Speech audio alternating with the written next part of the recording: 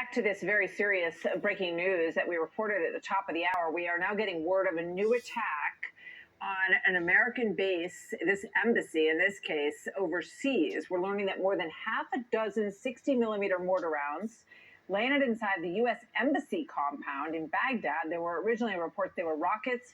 We're told that there were no injuries, thankfully. Let's bring in Lieutenant General Keith Kellogg. General Kellogg, good to have you with us as always. What do you make of this attack that we're just learning about this morning?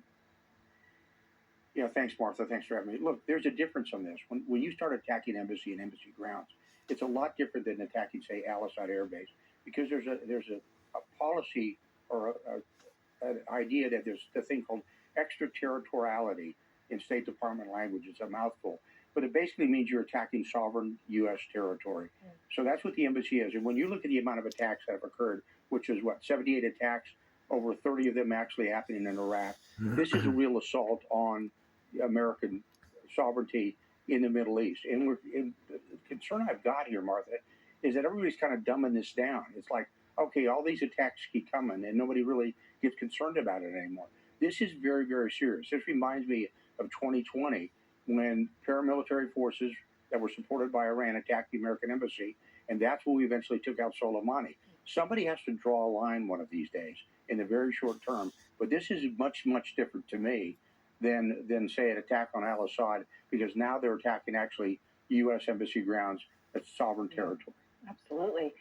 So is Iran just going to keep pushing us and testing us all over the Middle East to see how far they can go?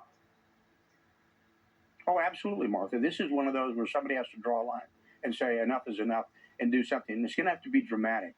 The longer this goes, the harder it is, and they need to turn it around.